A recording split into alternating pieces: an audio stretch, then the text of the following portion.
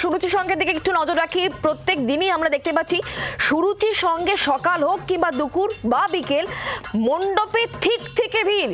এই মুহূর্তে কি ছবি শ্রেয়সী?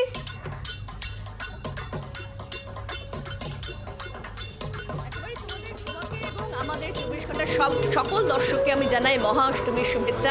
আর সুরুচির সঙ্গের যে থিম, সেই থিম আমরা সকলে ইতিমধ্যেই জেনে গিয়েছি এবং তার প্রমাণ হচ্ছে যে ভিড় এই মুহূর্তে সুরুচির সঙ্গের পুজো প্রাঙ্গণে যে ভিড়, দিক থেকে ভিড়, সেই ভিড়ের ছবি দেখাচ্ছি আমি তোমাদের। দেখতে পাচ্ছ যে ছোট্ট বাচ্চাটি কোলে প্রায় ঘুমিয়ে পড়ছে, সেই ঘুমন্ত অবস্থায় বাচ্চাটিকে নিয়ে মা কোলে করে নিয়ে সুরুচির সঙ্গের পুজো দেখতে এসেছেন। এবং দুপুরে কিন্তু ভালো বৃষ্টি হয়েছে এখানে, কিন্তু সেই বৃষ্টির পরে কিন্তু এক্ষেত্রে মাঠ পরিষ্কার, মাঠে জলের কোনো জায়গা নেই, জল কোথাও জমে নেই, ফলে কার্যত কিন্তু এই মুহূর্তে সুরুচির সঙ্গের যে পুজো প্রাঙ্গণ, সেই পুজো প্রাঙ্গণে কিন্তু হাত পাখা নিয়ে গুমট গরম রয়েছে, গরম কমেনি, সে হাত পাখা নিয়ে হাওয়া করতে করতে কিন্তু এই মুহূর্তে কিন্তু দর্শকদের যে ভিড়, সেই ভিড়ে কিন্তু কোনো বয়স নেই, আবাল বৃদ্ধ বনিতা তারা সুরুচির সঙ্গের পুজো প্রাঙ্গণে।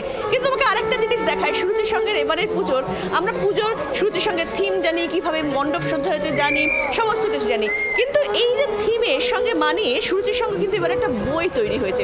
দেখে মনে হচ্ছে তো এটা একটা বই, না এটা একটা বই নয়। আসলে আসলে সেই সময় অনুশীলন সমিতির সঙ্গে যারা যুক্ত ছিলেন তারা বিভিন্ন সময় বন্দুক কিভাবে ব্রিটিশদের চোখে আড়াল করে বা লুকিয়ে নিয়ে যেতেন এক জায়গা থেকে অন্য জায়গায়, সেই সমস্ত বিপ্লবীরা কিন্তু এই ধরনের বই ব্যবহার করতেন। কিভাবে দেখো, বইয়ের প্রথম পাতায় বেশ কিছু পাতা থাকতো, এখানে যেরকম পাতা রয়েছে, বেশ কিছু পাতা রয়েছে, সেরকম পাতা রয়েছে, কিন্তু তারপরে দেখো একটা মজার জিনিস দেখতে পাচ্ছ, এরকম একটা কাপ করে রাখা রয়েছে, এইখানে বন্দুক লোখানো থাকতো এবং তারপরে এটাকে ঢাকা দিয়ে ঠিক একটা বই হয়ে যেত। ফলে সেরমভাবে কিন্তু বিভিন্ন সময় ব্রিটিশদের থেকে লুকিয়ে কিন্তু এইভাবে তারা অস্ত্র নিয়ে যেতেন যে স্বাধীনতা সংগ্রামীরা ছিলেন। কার্যত সেই রকম একটা কিন্তু এরকম একটা বই কিন্তু এরা তৈরি করেছেন এবারে। অর্থাৎ যেহেতু এবারের যে থিম, সেই থিমের সঙ্গে কিন্তু কার্যত এই ধরনের একটা বইও কিন্তু এখানে এরা তৈরি করেছেন থিমের সঙ্গে মানানসই, যে কিভাবে সেই সময় দেখতে কিন্তু উপচে পড়ছে ভিড়, সেই ভিড়ের ছবি আমরা দেখাচ্ছি। শ্রেয়সী, তুমি আমাদের সঙ্গে থাকো, তোমার সঙ্গে কথা বলবো আরো এবং জানার চেষ্টা করবো। তবে এই মুহূর্তে অয়ন শর্মাও আমাদের সঙ্গে রয়েছেন সল্টলেকের আইবি ব্লক থেকে। অয়ন, সল্টলেকেও বিভিন্ন গুরুত্বপূর্ণ নামি দামি পুজো হয়, আইবি ব্লকে এবারে পুজোর কি নিবেদন, মানুষ কেন আসছেন আর কি দেখে মানুষ থমকে দাঁড়াচ্ছেন?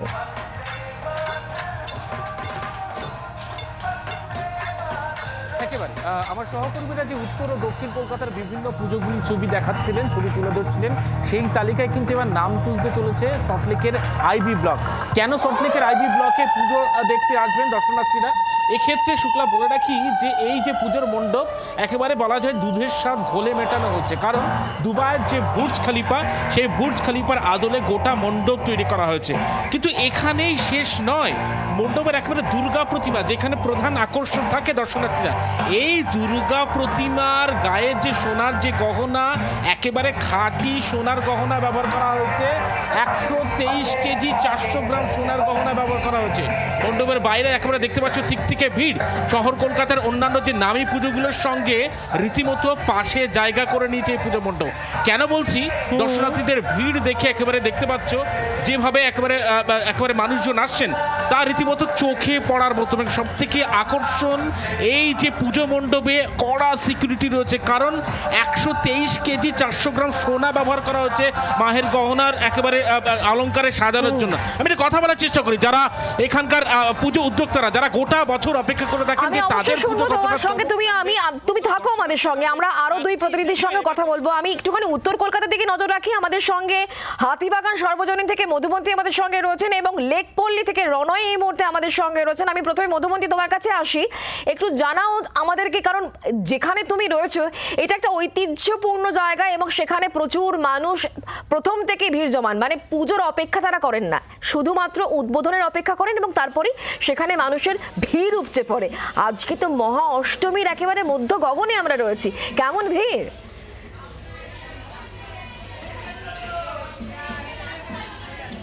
শুক্লা, ঠিক যে কথাগুলো তুমি বললে এই হাতিবাগান সর্বজনীনের পুজো মণ্ডপে দাঁড়িয়ে সেটাই আমার মধ্যে অনুভূত হচ্ছে। তার কারণ তুমি যেমনটা বলছো, বেলা বাড়ার সঙ্গে সঙ্গে প্রত্যেক দিন যেমন ভিড় বাড়ছে সব মণ্ডপে, শহর কলকাতার উত্তর থেকে দক্ষিণ, হাতিবাগানও কিন্তু পিছিয়ে নেই।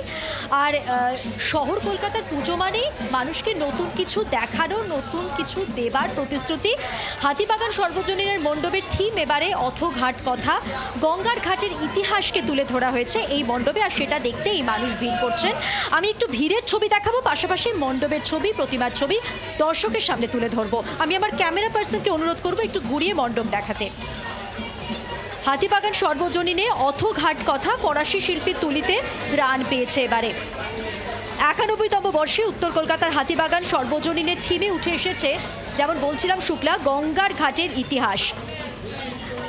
কলকাতার পুজো মানেই একটা নতুন কিছু করা, একটা চমক দেওয়া মানুষকে, আর হাতিবাগান সর্বজনীন এবার সেই প্রত্যাশায় যোগ করেছে একটা ভিন্ন মাত্রা।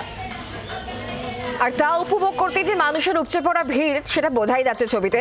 মধ্যে মধ্যে তুমি আমাদের সঙ্গে থাকো, কথা বলবো তোমার সঙ্গে আবারও পরবর্তী সময়। লেক পল্লীর দিকে এই মুহূর্তে নজর রাখি একটু, আমরা কথা বলবো। রনয় এই মুহূর্তে আমাদের সঙ্গে রয়েছেন, আমাদের অপর প্রতিনিধি সরাসরি। রনয়, উত্তর হোক বা দক্ষিণ, বিভিন্ন জায়গায় তুমি ঘুরে বেড়াচ্ছ এই পুজোতে, তবে মহা অষ্টমীর মধ্য গগনে যখন আমরা রয়েছি, লেক পল্লী কি অন্যরকম কোনো আবহ তুলে ধরছে মানুষের কাছে?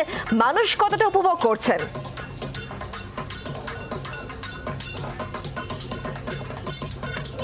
শুক্লা, তুমি জানো যে পুজোর সময় অনেকেই আছে যে বাইরে তারা ঘুরতে যেতে পছন্দ করে, বিশেষ করে নেপালের কোনো মন্দিরে যেতে হবে না, খাস কলকাতায় নেপালের মন্দির রয়েছে। আমি একবার ছবিটা তোমাকে দেখাবো। লেক পল্লী সার্বজনীন 98তম বর্ষে পদার্পণ করেছে। তুমি যে দেখতে পাচ্ছ এই থিমটা অপূর্ব এক থিম, নেপালের একটি মন্দিরকে তুলে ধরা হয়েছে, থিম নেপাল নন্দিনী। এবার যদি আমি সরাসরি মা দুর্গার ছবি তোমাকে দেখাই, একেবারে একদম শান্তি দিচ্ছেন মা দুর্গা বা শান্তি প্রদান করছেন। এখানে তুমি কিন্তু সেই অস্ত্রগুলো কিন্তু সেভাবে দেখা যাচ্ছে না, খুবই ছোট অস্ত্র রয়েছে।